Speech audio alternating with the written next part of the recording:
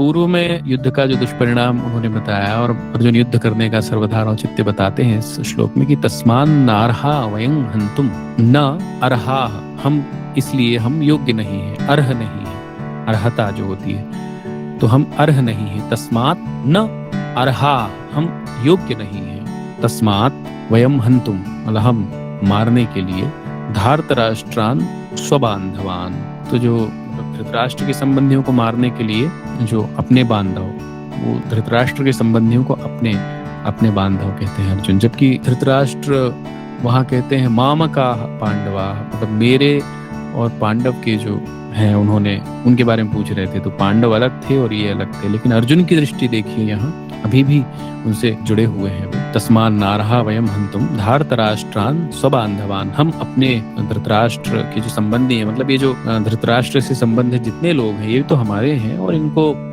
मारने के लिए हम योग्य नहीं। क्यों? स्वजनम ही कथम हत्वा, अपने स्वजनों को मारकर सुखिनः स्याम माधव, कथम सुखिनः स्याम, हम कैसे सुखी होंगे हे माधव। यद्यप्येते न पश्यन्ति लोभोपहत चेतसः कुलक्षयकृतं दोषं मित्रद्रोहे च पातकम्।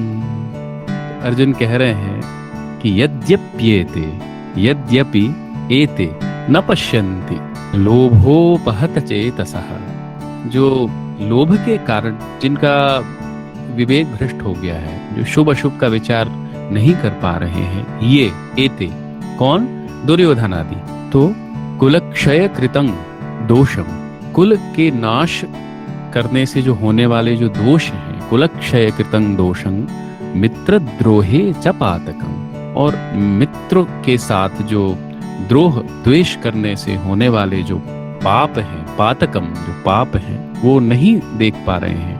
न पश्यन्ति, यद्यप्येते न पश्यन्ति, यद्यपि ये जो दुर्योधन आदि हैं ये लोभ के वशीभूत हो गए हैं और अपने ही कुल का नाश करने को उद्यत हुए हैं और अपने ही मित्रों के साथ द्रोह करने को उद्यत हुए हैं, तो इससे जो पाप होने जा रहा है कि यद्यपि जो हमारे दुर्योधन आदि जो भाई हैं ये नहीं समझ पा रहे हैं, ये लोभ के वशीभूत हो गए हैं, कुल का नाश होने जा रहा है, मित्रों के साथ द्वेष होने जा रहा है, और ये महान पाप है, लेकिन इसको वे न पश्यन्ति, नहीं देख पा रहे हैं। ये तो बात हो गई, लेकिन कथम न ज्ञेयमस्माभिः पापाद् अस्मान् निवर्तितुं कुलक्षय कृतं दोषं प्रपश्यद्भिर्जनार्दन, कि हे जनार्दन, कुलक्षय कृतं, जो कुल का नाश करने से होने वाले जो दोषं, जो दोष हैं, प्रपश्यद्भिः, ठीक ठीक जानने वाले, अस्माभिः,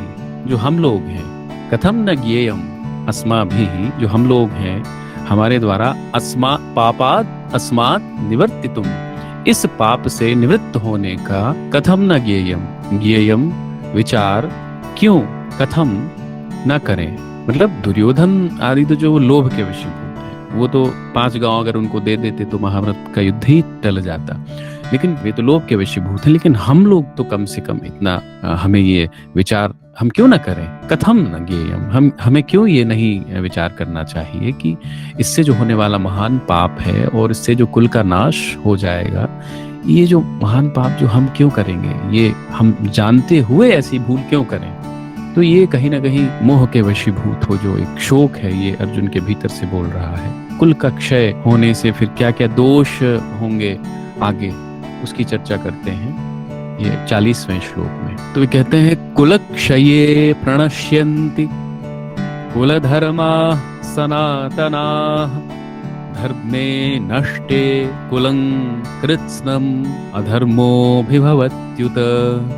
कुलक्षये प्रणश्यन्ति कुलधर्माः सनातनाः। कुलक्षये, कुल का क्षय होने पर, जो सनातनाः कुल धर्मा, जो हमारे बहुत पहले से, जो सनातन काल से, जो सदा से जो चले आ रहे, जो हमारे कुल धर्मा, कुल धर्म है, वे प्रणश्यन्ति, नष्ट हो जाते हैं। धर्मे नष्टे कुलं कृत्स्नम् अधर्मोऽभिभवत्युत। धर्म के नाश होने से कृत्स्नम यानी संपूर्ण, कुलम अधर्मः अभिभवति, धर्म के नाश होने से अधर्म जो है संपूर्ण कुल को ही दबा लेता है, अभिभवति दबा देता है कुल के क्षय होने से। अब क्या होता है कि कुल परंपराओं से जो हमारे जो रीति रिवाज हैं इत्यादि जो चले आ रहे हैं, जो हमारी पवित्र परंपराएं हैं, जो हमारी मर्यादाएं हैं, जो हमारे संस्कार हैं, जो 16 संस्कार हैं, जो विवाह के, जन्म के, मृत्यु के आदि आदि जो शास्त्रीय पद्धतियां हैं, वो कुल ही जब नष्ट हो जाता है तो ये परंपराएं भी धीरे धीरे, इनको जानने वाले भी नहीं रहते हैं, तो ये परंपराएं भी धीरे धीरे नष्ट हो जाती हैं और अधर्म इनको दबा लेता है। वो कैसे दबाता है उसकी चर्चा आगे कर रहे हैं कि अधर्माभिभवात् कृष्ण प्रदुष्यन्ति कुलस्त्रियः स्त्रीषु दुष्टासु वार्ष्णेय जायते वर्णसंकरः। अब यहाँ देखिए जो वार्ष्णेय शब्द का प्रयोग आया है, ये वृष्णि वंश में भगवान कृष्ण का जन्म हुआ। तो ये अर्जुन जो है यहाँ पे उनकी वंशावली बता रहे हैं कि आप जो है वार्ष्णेय कहलाते हैं उस कुल परंपरा के कारण। तो वही कुल परंपरा जो है अधर्म के कारण नष्ट हो जाती है। तो वे कह रहे हैं कि हे कृष्ण, अधर्माभिभवात् कृष्ण, अधर्म के अभिभव होने से मतलब वृद्धि होने से, अधर्म बढ़ जाने से क्या होता है, प्रदुष्यन्ति कुलस्त्रियः, जो कुलस्त्रियां हैं, जो कुल की स्त्रियां हैं, वे प्रदुष्यन्ति दूषित हो जाती हैं। और हे वार्ष्णेय, स्त्रीषु दुष्टासु वार्ष्णेय जायते वर्णसंकरः, दुष्टासु दूषित होने पर, स्त्रीषु स्त्रियों के दूषित होने पर जायते वर्णसंकरः, वर्णसंकर संतान पैदा होती हैं। क्योंकि युद्ध की विभीषिका में मारे जाते हैं जब लोग, और उसके बाद स्त्रियां बचती हैं, बालक बचते हैं, तो उनके साथ क्या क्या दुर्व्यवहार होते हैं उन सबसे आप परिचित हैं। तो उनसे फिर वर्णसंकर संतानें होती हैं। वे कहते हैं कि संकरो नरकायैव कुलघ्नानां कुलस्य च, संकरो नरकायैव कुलघ्नानां कुलस्य च, पतन्ति पितरो ह्येषां लुप्तपिंडोदक क्रियाः। क्या होता है कि संकरः, संकरो, संकर अर्थात वर्ण संकर जो होते हैं वे कुलघ्नानां कुलस्य च, कुलघातियों को, कुलघ्नानां मतलब कुलघातियों को, और कुलस्य च और कुल को, कहाँ, नरकायैव, नरकाय एव मतलब नरक में ले जाने वाला ही होता है जो वर्ण संकर होता है।